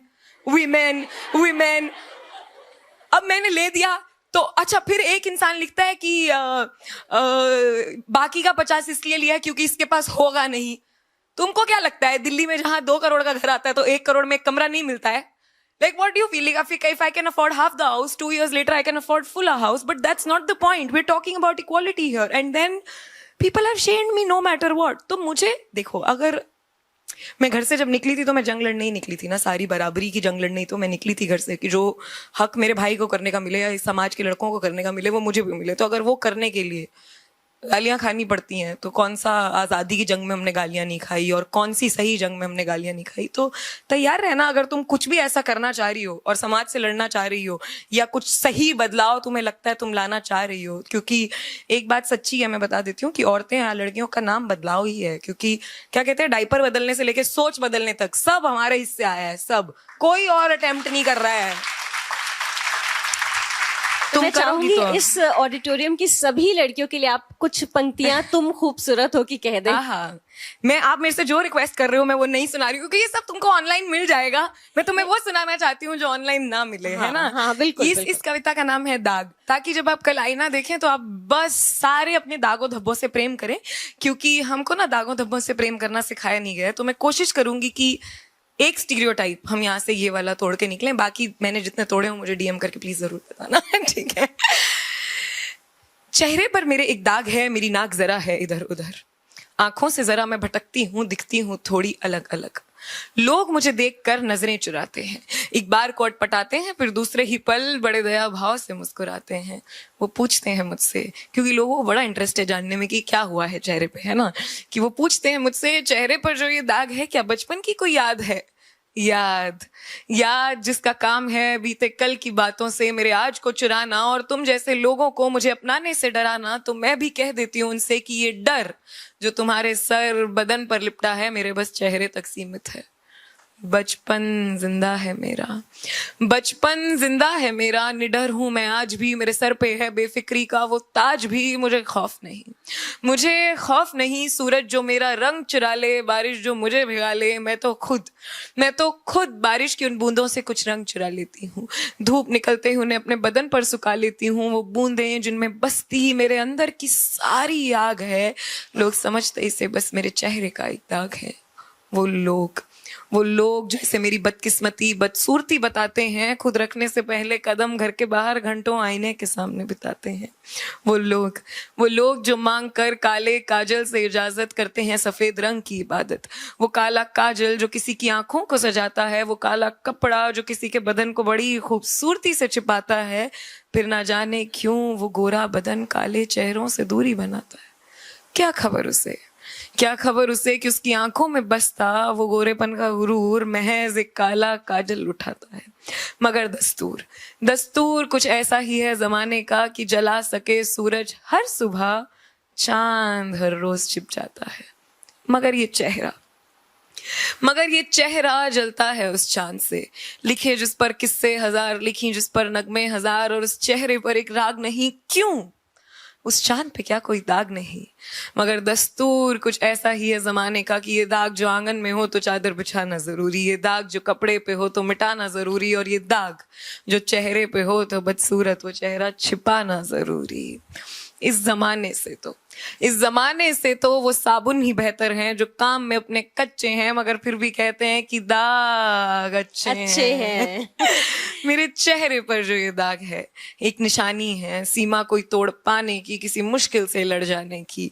एक आवाज है तमाम उस खूबसूरत जमाने के लिए जो रूह को मारने चले हैं और रूप संवारने चले हैं, कि ये रूह एक दिन चली जाएगी, फिर रूप की ना कोई औकात रह पाएगी। एक सवाल है बहुत खूबसूरत कि ये सीरत जिस दिन संवर जाएगी, क्या सूरज से वो टकराएगी? जोरदार तालियां हो जाएं। आज हम सब बहुत लकी कि हमें कुछ ओरिजिनल और नई कॉम्पोजिशंस जो इंटरनेट पे नहीं है वो सुनने को मिल रही हैं। बहुत अच्छा लग रहा है। एक इंटरनेट से ही आपके उसे उड़ना पसंद है, तो वो बहुत प्यारी है। तो क्या वो आपको मिल गया जिसे आपका उड़ना पसंद है? मुझे तो देखो 8 साल पहले ही मिल गया था, 9 साल पहले actually. So I sort of found this boy in my college, और मुझे एहसास हुआ कि जब भी हम बातें करते थे, बड़ा कॉन्वर्सेशन ऑलवेज। अब तुम लोग कॉलेज से निकलोगी, 1-2 साल में तुम्हारे घर वाले पीछे पड़ जाएंगे कि शादी कर लो, सारे बांध तोड़ देना, पैसा, बिजनेस, ये सब, ये लॉजिकल पॉइंट्स है ना, ये इतने डायनेमिक है ना, आज है कल नहीं की बातें हैं सारी। एक चीज है जो शख्स की जिंदगी भर तुम्हारे साथ रहती है, उसकी पर्सनैलिटी, उसकी बातें। तो अगर किसी के साथ बातें करने में मजा ना आए ना, don't compromise on that, don't.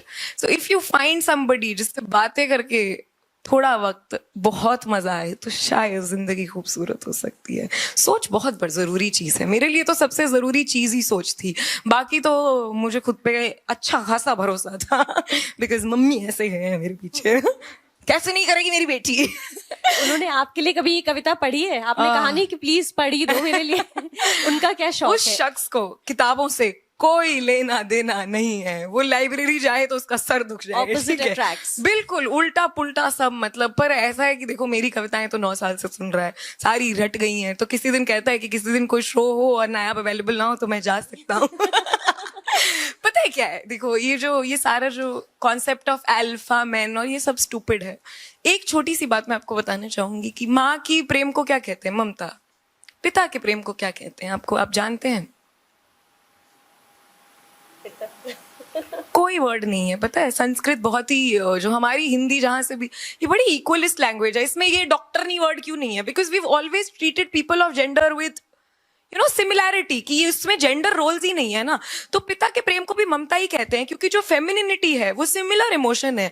तो ये जो पूरा मर्द जात का फेमिनिनिटी दबाना जब भी शुरू हुआ ना, तो किसी ऐसे शख्स से प्रेम करना मेरे बस में ही नहीं था जिसकी फेमिनिनिटी दबी हो, क्योंकि प्रेम तो फेमिनिनिटी है ना। तभी तो सेंसिटिव होगा इंसान। हाँ, तो मेरी जो चेकलिस्ट थी वो बड़ी सीधी सादी साफ सुथरी थी कि वो फेमिनिनिटी जिंदा हो। तो उसको कभी मेरे ऊपर बढ़ने से कोई इनसिक्योरिटी नहीं आई, मुझे उसके ऊपर बढ़ने से कभी हमारे बीच में 9 साल में इस बात का झगड़ा ही नहीं हुआ कि तू उससे क्यों बात करती है। जब पता है जब हमने अपनी एंगेजमेंट अनाउंस की तो उसको डीएम आए कि तू करेगा ना आपसे शादी। जब लोग मुझे खूबसूरत कहते हैं तो वो खुश होता है कि कोई मेरे अपने को सुंदर कह रहा है, कोई मेरा अपना। और जब कोई उसको 2-4 लड़कियां वो ऐसे देखती है तो मुझे बहुत अच्छा लगता है। तो ये जो सारी टॉक्सिसिटी है ना, ये बड़ी सोसाइटी जनरेटेड है। जब आप इसको एलिमिनेट कर देते हैं, आप जानते हैं जब हम शुरू के शोज करते थे तो I was comfortable enough to borrow money from him but not my father, क्योंकि मुझे पता था कि इसको मैं लौटा दूंगी और ये किसी कंडीशंस के साथ नहीं आ रहा है। जबकि मुझे नहीं पता मेरे पापा का पैसा किसी कंडीशन के साथ नहीं आ रहा है। सोसाइटल कंडीशनिंग ऐसी है। आज भी जब मेरे शोज होते हैं ना, तो क्योंकि आप शहर बदलते हैं तो हर शहर में एक नया ऐसा शख्स ढूंढना जो आपकी साउंड और लाइट समझता हो। उतने बजट्स नहीं होते थे शुरू में हमारे साथ, तो आयुष हर शहर हमारे साथ चलता था। और मेरे ऊपर जो स्पॉटलाइट डालने का काम है लिटरली और मेरे पीछे से, वो दोनों आयुष ने किया है। उसको पता है कि ये कहाँ वॉक करके जाएगी, उसको मेरी सारी कविताएं, मेरे पॉजेस याद है। तो वो हमारे साथ जा करके ये वाला काम भी करता था। who's a very good software developer on Monday to Friday, would travel with me, book our tickets and do whatever odd jobs that I am not good at and literally throw spotlight on me. So it has been आपने mummy पे fantastic. कविता लिखी, पापा पे लिखी, आयुष पे अब तक लिखा कुछ? आयुष सारी जितनी प्रेम कविताएं मेरी मिली, समझ जाना आयुष के ऊपर है। उसमें और किसी का 1% हाथ नहीं है। जब समझे कि मैं प्रेम की बात कर रही हूँ तो मैं आयुष के बारे में कर रही हूँ बस। तो एक बार कैमरे पे देख के कहिए आयुष, ये तुम्हारे लिए एक बहुत रोमांटिक सी सुना दीजिए।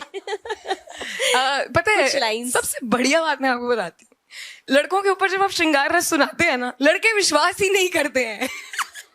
जैसे मैं जब भी आंखें सुनाती हूँ, है ना, तो मैं सुनाऊंगी अभी आपको, तो आप सुनकर बताना। आप देखिए, यही तो मैं बोल रही हूँ, बड़ा ना डिसबैलेंस 2 तरफा है, एक तरफा नहीं है। क्योंकि आपने कितने लोगों ने सुना है जो करना अपने पति के साथ करना? सुना है? चल रही है ये बातें अभी तक तुम्हारे घरों में? ये है इस जनरेशन में, जेनजी फेस कर रही है ये। अब मैं 1-2 बढ़िया बातें तुमको बताकर जाती हूँ। एक, जो चीज तुम्हारी सगी माँ ने तुमको नहीं करने दी, तुमको लगता है सास करने देगी? कितना बड़ा गैम्बल है ये, कितना बड़ा गैम्बल है। मतलब हो सकता है करने दे, बट गैम्बल तो है ना। ठीक है, एक तो पागल बना रहे हैं दुनिया वाले हमारा सब मिलके। ठीक है। दूसरा, ये जितने भी लड़के हैं ना, ये कॉन्सेप्ट इतना ऐसा है कि लड़के हमें पैम्पर करें, हमें फूल ला कर दें, ये करें। सारे गाने, जितने गाने लिखे गए हैं, चांद सा रोशन चेहरा, जुल्फों का रंग सुनहरा। अब जुल्फों का रंग सुनहरा ब्लॉन्ड के ऊपर है, भारत की औरतों के ऊपर भी नहीं है। हमारे तो सुनहरे रंग की जुल्फे हैं ही नहीं। तो समझ रहे कि सारे गोरे रंग पे हैं, किस पे हैं। But the whole point is ना, men have not been discussed about their beauty because बड़ी शायरों की कम्युनिटी मेल डोमिनेटेड रही है। ठीक है, तो सारे उनको प्रेम हुआ औरतों से, वो औरतों के ऊपर लिख कर चले गए। आदमियों को एहसास ही नहीं हो रहा, जब वो आईना देखते हैं तो वो देख रहे हैं कि हम स्मार्ट हैंडसम है, वो नहीं देख रहे कि हम खूबसूरत हैं।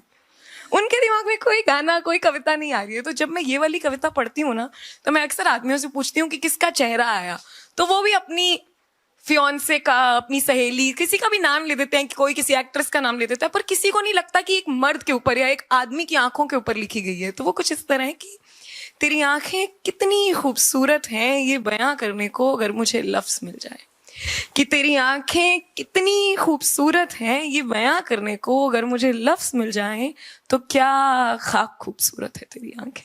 ये तो गालिब के टक्कर की होगी भाई। मगर फिर भी मैं कोशिश करने से बाज नहीं आती। अब तेरी आंखों को ख्वाब कहूं या यूं कहूं कि तेरी आंखों में खुद को देख लेना ही एक ख्वाब है। अब जब आप किसी से प्रेम करें और अगर उनकी आंखों में आप ऐसे भद्दे रूप में भी अपने सूगले बिना नहाए धोए खूबसूरत ना हो, तो वहीं से उल्टी गली मुड़ लेना, कि है ना, कि मगर फिर भी मैं कोशिश करने से बाज नहीं आती। अब तेरी आंखों को ख्वाब कहूं या यूं कहूं कि तेरी आंखों में खुद को देख लेना ही एक ख्वाब है, या यूं कहूं कि जब तेरी आंखों में खुद को देख लेती हूं तो इतनी खूबसूरत लगती हूं कि अब खुद से मोहब्बत होने लगी है। तेरी नजरों के नूर के बारे में अब मैं क्या लिखूं, तेरी नजरों के नूर के बारे में मैं क्या लिखूं। अगर मेरी आंखें देख ना सकती तो तेरी आंखों के नूर से देखने लगती। तेरी आंखें कितनी खूबसूरत हैं, ये बयां करने को अगर मुझे लफ्ज मिल जाएं, तो क्या खाक खूबसूरत है तेरी आंखें। और अगर मैं लफ्ज ढूंढना छोड़ दूं, तो क्या खाक खूबसूरत है मेरी मोहब्बत। बहुत खूब। अच्छा, जितनी खूबसूरत आपकी कविताएं होती हैं, वो बोलने का अंदाज भी उतना ही खूबसूरत। एक कशिश है, आप लोग मानते हैं ये बात?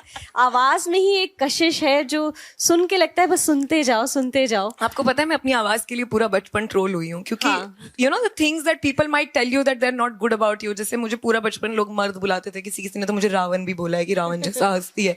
तू देख क्या है रावण कैसा हंसता था, तुझे पता है। विलन सारे ऐसे दिखाते हैं भारी आवाज वाले। इमेजिन करो रावण की अगर पतली आवाज होती तो ऐसा थोड़ी होता है। तुम कैसे स्टीरियोटाइप्स ही तो तोड़ने हैं, है ना। तो मतलब ऐसा बोलते थे। तो मुझे पूरा बचपन ऐसा लगता था कि मेरी आवाज अच्छी नहीं है। तो जब मैं शुरू में ओपन माइक्स में जाती थी तो मुझे लगता था कि अरे मतलब कि मुझे हमेशा से ऐसा लगता था कि श्रिल आवाज या बड़ी जो फेमिनिन वॉइसेस उनको काउंट किया जाता है। तो मुझे लगता था 2 नंबर तो मेरे यहाँ कट जाएंगे। फिर मैंने और मैं बहुत खुश हूँ आज बिरांडा के, पता है, क्योंकि अब मेरी एक दरख्वास्त सुन लो। मैं पूरा अपना कॉलेज ना DU के कॉलेज घूमी हूँ, वो जो 1100-2100 मिलता है ना प्राइजेस, स्लैम पोइट्री, ठीक है। मैं और मुझे इतना मन था मेरा आने का, बट तुम लोग सिर्फ स्लैम इंग्लिश कर रहे हो। नेक्स्ट ईयर और maybe whenever a Hindi please, people like us want to come and perform, you know. और मैं सारे DU के कॉलेजेस मोस्ट ऑफ देम जीती हूँ। तो हमको लगता था बड़ा हैप कॉलेज है यहाँ, तो सिर्फ तो हमें बड़ा ऐसे लगता था इंग्लिश वालों से कि ये लोग तो जा रहे हैं, हम नहीं जा पा रहे। तो वही था कि मुझे बड़ा लगता था। फिर मुझे किसी ने, जब मैंने परफॉर्म किया और जब मैं पहली बार जीती ना, तो मुझे किसी ने कहा कि तुम्हारी आवाज बहुत अच्छी है, मगर तुम अगर परफॉर्म करते करते हंस दोगी ना बीच में तो बहुत मजा आएगा। हाँ। वो दिन है और आज का दिन है, मैं रुकी ही नहीं हूँ। मैं बीच बीच में थोड़ा हंसती रहती हूँ, वो मेरे दिमाग में और मेरे जहन में बैठ गई। And imagine spending 16-17 years of your life believing that my voice is not good and just discovering it one day that oh my god that people like it. तो सुनना मत बस कभी किसी की ना फालतू नेगेटिव बात मत सुनना बस। हम आपको खिलखिलाते हुए सुन रहे हैं और ऑलमोस्ट 1 घंटा बीत गया है, बिल्कुल भी बोझिल नहीं हुई बातचीत। क्या लगता है हर कोई देखिए स्माइलिंग फेसेस है ना, इसीलिए कह रही हूँ सुनना मत। मेरे हर रिपोर्ट कार्ड पे लिखा होता था वेरी टॉकेटिव कंट्रोल, नहीं करूंगी।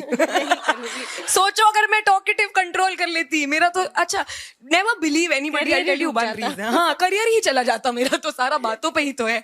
मेरे पापा बड़ा एस्ट्रोलॉजी में बिलीव करते हैं। तो उनको किसी ने कहा कि ये 2 चीजों में, जब वो याद है पूरा डॉक्टर बनने का सिलसिला चला, वो इसलिए चला कि या तो कैची दे दी जाए या लॉयर वक्ता की जुबान से इसके पैसे बन सकते हैं, कैची से। फैशन डिजाइनिंग तो अब देखो छोटे शहरों में बुरा धंधा माना जाता है, तो कैंची से सीधा सर्जरी दे दी मेरे हाथ में। पता है मेरे हाथ कितने कामते हैं on general basis. Imagine like मैं वो सर्जन हूँ जो कैंची शरीर में छोड़ सकती है और अगले दिन अखबार में छपे, ठीक है। तो मेरे को तो बिल्कुल ये सब नहीं, इतनी लॉस्ट माइंडेड पर्सन हूँ मैं। मतलब ये मेरे साथ एक जना हमेशा ट्रैवल कर रहा होता है सिर्फ ये ध्यान रखने के लिए कि कौन सी चीज छोड़ती हुई चल रही है। जूते तो इकलौती चीज है, मैं तो महंगी सस्ती कितनी चीजें घुमा चुकी हूँ, मेरा कोई हिसाब नहीं है। मेरे घर में एक बात, जैसे मैं बहुत चीजें तोड़ती थी, हाथ में कप आया छूट गया, बटर फिंगर सिंस फॉरएवर। तो शुरू में डांट पिटाई सब हुआ, फिर एक वक्त तक आके मेरे घर वालों को आदत हो गई। तो जब भी कहीं से कुछ गिरने की आवाज आती थी तो मेरे पापा चिल्लाते थे इट्स नायाब, बैकग्राउंड की काम डाउन। तो ये सब था। अब कोई एस्ट्रोलॉजर बता सकता है कि कवित्री बन के छाप तो जुबान से ही रहे हैं हम पैसा, है ना, पर कोई आपको बताएगा नहीं कि कैसे. Nobody knows in this world that what your journey is going to be. Take it from here, leave it from here. जो बात अच्छी लगे रख लो, ना लगे निकाल दो, बस. That is it. Don't believe that what anybody else has to say for you. तुम्हारी जर्नी तुम्हें ही पता है. तुम्हारी 6th और 7th 2 सेंसेस है एक्स्ट्रा, दोनों तुम्हें पता है. एक छोटा सा रैपिड फायर राउंड हाँ, करेंगे बिल्कुल. आपके साथ. देखते हैं क्या सबसे पहले दिमाग में आपके आता है. बहुत ही आसान, बहुत ही आसान. आपकी इतना पसंद fun. नापसंद जानना चाहते हैं. अच्छा जी. Best friend. मम्मी. सपने. सपने बड़े से बड़े सपने, बड़े ख्वाब. बचपन. ठीक, वापस ना लेके जाए बस कोई. Silence. Good for poetry. My बचपन इज गुड फॉर पोइट्री. हाँ. Favourite actor. Shahrukh Khan. Favourite movie. I really love these 2 movies. One, Piku, I love so much. एक है, मुझे नहीं पता आपने देखी है कि नहीं देखी, स्वरा भास्कर की एक मूवी है नील बटे सन्नाटा. ओ माय गॉड, 30-40 बार देख के हर बार उतना रोती हूँ. अगर कोई नॉस्टैल्जिक हिट पूछना चाह रहा है कि कौन सा ऐसा सामान है जो मैं बार बार देख के क्रिंज नहीं होती हूँ, तो वो है कुछ कभी खुशी कभी गम. कितनी भी बार. अच्छा, your favourite stand up comedian. I really like Zakir Khan a lot. He is beautiful storyteller. Favourite internet personality. Too many actually. Oh my god. Have you seen this? Actually, internet personality नहीं, एक और नाम लेना चाहूँगा. Have you seen Marvelous Mrs. Maisel? हाँ. Some of you आपने देखा? हाँ, बहुत Please go प्यारा. watch. As women who want to just have like a boss career, please watch 5 Must seasons. watch. Marvelous Mrs. Maisel. It is going to change you. Favorite personality. I don't know about internet, but that. And myself. I also like myself on favourite internet. Book. Favourite book, मुझे ना बहुत सारी किताबें बहुत पसंद है. एक गुलजार साहब की किताब है रात पश्मीने की. लेकिन अगर आप कहानियां पढ़ना चाहते हैं, और मुझे एक कहानी जो मैंने 12वीं में पढ़ी थी जिसने मेरी प्रेम की परिभाषा बदल दी, और जिस एक किताब के कारण मैं उल्टे सीधे चक्करों में नहीं पड़ी, मैंने कभी अपनी प्रेम की परिभाषा को पैशन से और आग से नहीं समझा और शांति से समझा, which saved me and helped me find somebody that I really could gel along with, was Love Beyond Borders. Please read it. आपको Amazon पे मिल जाएगी. कोई पॉपुलर, बड़ी ही अनडिस्कवर्ड किताब है, बड़ी ही अंडररेटेड है, बट मैं चाहूंगी कि आप एक बार जरूर पढ़ें. श्योर. Favourite family member. हाँ, मम्मी. आपका भाई आपसे झगड़ा नहीं करता कि मेरे लिए आज तक कोई पोएम नहीं लिखी? मेरा भाई, वो पता है, झगड़े तो छोड़ो, वो पता क्या बोलता है मेरे घर में, क्योंकि मेरे घर में अब मेरी फेवर्स इतनी हो चुकी हैं कि अब मैंने इतने वोट कमा लिए हैं अपने घर में. वो तो मेरे घर में ऑलमोस्ट मात्र सत्ता है अब तो. तो वो कहता है अगले जन्म मुझे बिटिया ही कीजो. Good one. उसको तो वो वाला घर मिला ही नहीं है जहाँ पे लड़कों को काफी इज्जत मिले. मतलब when my दादी left because she was very old, वो दिन और आज का दिन है, उसकी किसी ने खास इज्जत की नहीं है. अच्छा, फेवरेट पोएम किसी और की? हाँ, एक गुलजार साहब की कविता है कायनात करके. वो कहते हैं कि एक दिन जब सब खत्म हो जाएगा, जब ये ठंडा भुजा टुकड़ा जमी का घूमेगा मध्यम खगिस्तरी रोशनी में, उसकी आखिरी 4 लाइनें हैं कि तब कागज पे लिखी एक नज्म अगर उस पर जा गिरे तो सूरज फिर से जलने लगे. तो it just talks about the beauty of and the power of poetry, and I love it. Thank you so much Nayab मिडा. Thank you. और इतनी सारी प्यारी बातें करने के लिए और इतना इंस्पायर करने के लिए इन यंग गर्ल्स को. चलते चलते हम चाहेंगे कि या तो आप अपनी एक फेवरेट कोई कविता सुना दे, कुछ चंद लाइन, या फिर मुस्कुराओ सुना दीजिए. All time favourite. आपके 2 मिनट ले लूं? हाँ. इट्स कॉल्ड नानी कहानी. नानी कहानी. आप सबने सिंड्रेला स्टोरीज देखी हैं सबकी. अपनी फेवरेट सिंड्रेला टाइप की मूवी बता दो. फ्रोजन, रपुंजल, कौन सी पसंद है? Cinderella. What else? Rapunzel. What else? Alice in Wonderland मैंने नहीं देखी actually, but okay. What else? Tangled. हाँ, बहुत पुराना. आपने देखा है कैसे इन सब, I don't know about Alice in Wonderland, but आपने देखा है कि एक राजकुमार आता है और सब ठीक हो जाता है? कभी आपने ऐसा रियल लाइफ में होते हुए देखा है? See, I tell you what, and I am not blaming the men here, ठीक है? Men in the room, please listen. जब आप ये सारी पिक्चर्स देख रही हैं और आपको सिखाया जा रहा है कि एक राजकुमार आएगा और सब ठीक हो जाएगा, आपको पता है सब लड़के क्या देख रहे हैं? सुपरमैन, एक्वामैन, ये पूरा मार्वल स्टूडियोज देख जा रहे हैं, हर तरह की धूम धड़ाम movie. So it's very stereotypically obvious that main like you know action a lot. Because जब आप सोच रही हैं कि एक आदमी हमारे ख्वाब पूरे करे और बचाएगा, और ऐसा ड्रीम लैंड्स में ऐसा होता है, वो लोग सोच रहे हैं कि अगर इस कमरे में आग लग गई तो मैं क्या करूंगा, मेरे केप से मैं कैसे उठ. just the whole idea of being a man and being a woman and the whole stories that we hear are very very different. जैसे फॉर एग्जाम्पल आपको पता है कि आपको कहा गया है जो करना शादी की बात करना, तो लड़कियां और उसकी सहेलियां शादी वाले दिन जितनी खुश होती हैं कोई नहीं होता, क्योंकि उनको पता है कल से आजादी हमारी. ठीक है, कल पहनेंगे शॉर्ट्स. मुझे लगता है आधी से ज्यादा लड़कियां सिर्फ इसलिए शादी करती हैं क्योंकि वो ट्रिप पे नहीं गई हैं.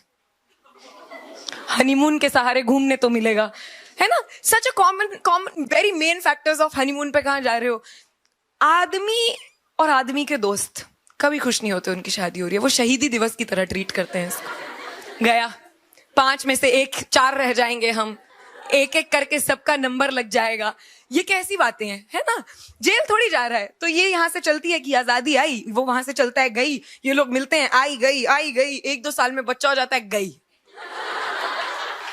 Trust me, whatever you want to do, आपको वो अभी से ही शुरू करना पड़ेगा. आपको, अगर आप अपने माँ बाप को अपनी आजादी के लिए कन्विंस नहीं कर सकती ना, अगर आपके हाथ में वो पहले से नहीं है ना, that responsible freedom that we are looking for, वो आपको कोई और नहीं देगा. मान कर चलना, ये तुम्हारी है, तुम्हें घर से लेके चलनी पड़ेगी. उसी पे ना मेरी माँ ने मुझे कभी ये नहीं कहा कि बाद में करना. उन्होंने कहा खुद करो, अभी करो. तो she was always like DIY, do it yourself बेटा. कोई राजकुमार नहीं आता. मेरी मम्मी तो अब तक ये कहती है कि मैंने शादी करके देख ली, सोच ले नहीं करनी तो. फिर वो आयुष से मिली और अब वो बोलती है कि कब करेगी. तो you know it's sort of changed her. But before she knew who I am in love with her, she was very much into me not getting married. She was okay with it कि बूढ़ी हो जाओ मत करो चलेगा. क्योंकि वो मुझे कहती है कोई राजकुमार नहीं आएगा. आयरनी देखिए, मेरे पापा का नाम राजकुमार है. ठीक है. Not that 2 people are bad people, just 2 people brought up with different stories. उनको लगा ये प्रोवाइडर है, you know, इमोशनली, और उनको लगा कि इमोशनली मैं प्रोवाइडर हूँ, बट मुझे फाइनेंशियल प्रोवाइडर भी बनना है. ये जो दो लोगों के ख्वाबों की जब उनको खबर नहीं होती और उनकी अरेंज मैरिज हो जाती है, वो उस ख्वाब में कि कैसा निकलेगा, बढ़िया ही निकलेगा, ऐसा रिस्क विस्क नहीं लेना है.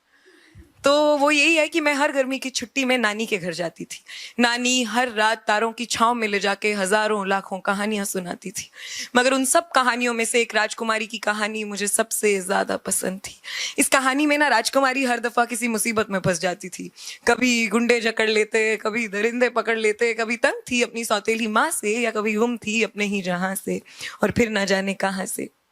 और फिर ना जाने कहाँ से एक राजकुमार आता, उसे इन सब से छुड़ाकर अपने खूबसूरत से जहां में ले जाता और उसका एक सुंदर सा आशियाना सजाता.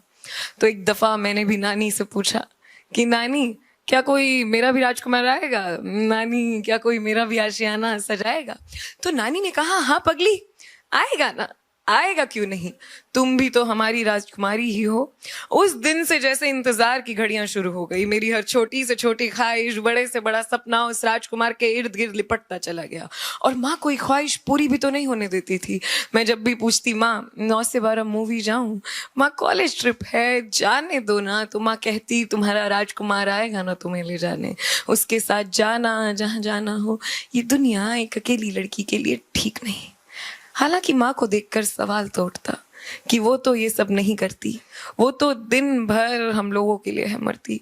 और उसकी छोटी से छोटी ख्वाहिश से इस घर में लगती आग, और उसके चेहरे पर पापा के गुस्से का वो दाग था. मुझे कोई और ही कहानी सुनाता, उसका राजकुमार कहाँ है और वो क्यों नहीं आया, ये मुझे कोई नहीं बताता. खैर, नानी कहती है कि मेरा जरूर आएगा. और वो आया भी सफेद घोड़े पर सवार, में लाल जोड़े में तैयार, बेवकूफों की तरह चल दी उसी के साथ, उसी के घर अपना आशियाना सजाने. मगर उसने तो इन आंखों में बसे सपने कभी देखे ही नहीं, इस दिल में बसी उम्मीदें कभी समझी ही नहीं. और वो देखता समझता भी कैसे, उसकी नानी ने तो उसे ये कहानी सुनाई ही नहीं, उसे बताया ही नहीं कि कोई रख देगा अपनी सारी उम्मीदें ख्वाहिशें उसके कंधे पर, तो उसका कंधा वो बोझ संभालता कैसे. तो एक दिन माँ की तरह उसके कंधे से गिरकर मेरे सभी सपने चकनाचूर हो गए. किश्तें भर रहे थे जिस मकान की बचपन से, वहां से बेघर हो मरने को मजबूर हो गए. उस दिन एहसास हुआ कि ना ही माँ का और ना ही मेरा राजकुमार कभी आया था. इन कहानियों ने बस हमें बेवकूफ बनाया था. तो आज जब तो आज जब माँ मेरी बेटी को गोद में लिए उसी राजकुमार की कहानी सुना रही थी और बस कहने ही वाली थी कि वो राजकुमार आया, उसने राजकुमारी को गुंडों से, मैंने माँ को रोक दिया। मैंने माँ को रोक दिया और उससे कहा कि उस राजकुमारी ने उन गुंडों से खुद को खुद बचाया था, उसने अपना आशियाना खुद सजाया था, तुम भी सजाना। बहुत खूब, बहुत खूब। इससे पहले कि अब वक्त हमें इजाजत नहीं दे रहा है, हम जानना चाहते हैं कि आपको भारत लिटरेचर फेस्टिवल में आकर कैसा लगा? मुझे बहुत अच्छा लगा and trust me, this is my set of audience that I want to talk to. क्योंकि अगर मैं तुम्हें बता ही ना पाऊँ 4 सीक्रेट्स जो शायद मैं जानती हूँ, तो मेरा पर्पस ही कविताओं का ये था कि मैं ये सब बातें तुम्हारे कानों तक पहुंचा पाऊँ। तो बहुत बहुत शुक्रिया मुझे बुलाने के लिए। I wish you all a very great fantastic future. May you change the world, may you change it to a better place। तो ये थी नायाब मिधा की कहानी। सही कहा मैंने? विद डबल डी और ढपली वाला ढा। बहुत सारे लोग मिधा कहते हैं, नायाब नहीं, नायबा नहीं, नायाब। नायाब मिधा की कहानी। तो अब आपको लिखनी है अपनी कहानी कल को, ताकि आप जब यहाँ पर आए तो ऐसे ही बहुत मजे से, जैसे कि हमें नायाब ने सुनाई अपनी नायाब स्टोरी, वो आप भी सुनाए। तो अब एक wish you all the best. Thank you. नाम बहुत, अपने पापा को बताइएगा। जी जरूर। Thank you so much. Thank you everybody. Thank you.